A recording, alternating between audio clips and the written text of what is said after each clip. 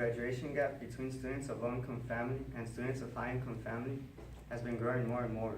In order to close this graduation gap, we need to introduce programs in college that will help guide college students throughout their first year of college.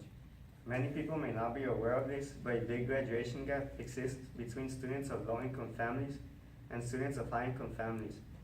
For those of you that don't know what the graduation gap is, it's basically a graduation gap that exists between low-income students and high-income students. In other words, more students from high-income families are graduating, while less students of low-income families are graduating. I wasn't aware of this until a couple of weeks ago, and that's why I have been going to school for basically my entire life. When I found out and read about this, I was surprised. While more and more students of high-income families were graduating, less and less students from low-income families were graduating.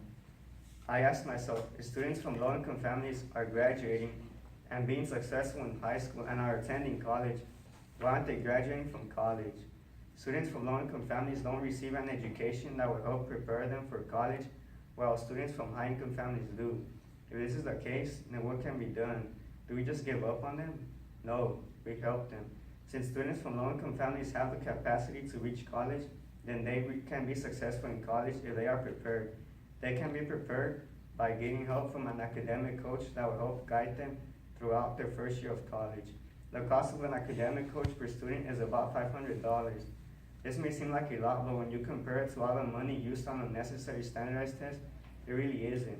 It has been proven that the academic coach helps increase the graduation rate, while standardized tests haven't really proven anything. If you're not aware of the graduation gap, let me give you some information. In 2013, research was made on the graduation gap between both groups by the time they turned 24. This research showed that 77% of high-income students were graduating compared to the 40% in 1970. This same research showed that only 9% of low-income students were graduating compared to the 6% in 1970. It's good that both groups had an increase in the graduation rate, but it's not good that low-income students only had a 3% increase in 43 years. This is about 1% every 10 years. Another research done in 2012 showed that 45% of low-income students enrolled in college compared to the 28% in 1970. These students are attending college but are not graduating, and they are attending college but not decreasing the graduation gap.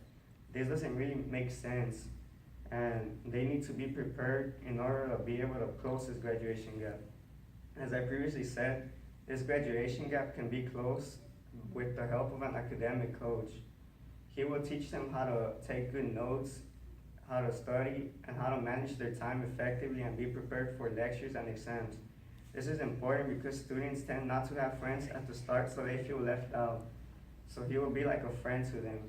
And I have a personal story I'm gonna tell you guys. I go to high school, and my high school is inside a community college. We are required to take college classes while also taking high school classes. And at first I was struggling because I wasn't used to this, but if I had an academic coach, I would have been able to overcome these struggles. In an article in the New York Times, a study was done in Stanford University. This study showed that the academic coach was beneficial because he helped increase the graduation rate by as much as 10% to 15%.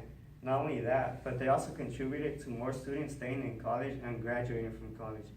Although the academic coach only guides college students throughout their first year of college, their impact stays with the student throughout their time in college.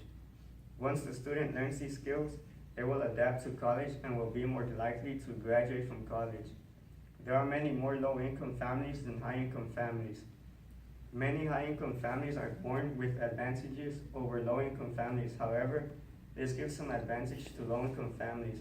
Since low-income families are not born with the same advantages as high-income families, they are constantly struggling but never give up. They are taught to work hard and always give their best. With the guidance of an academic coach, students from low-income families will be able to overcome the many years of struggle that college has been for many low-income students. As long as we don't give up, we can close the graduation gap. Thank you.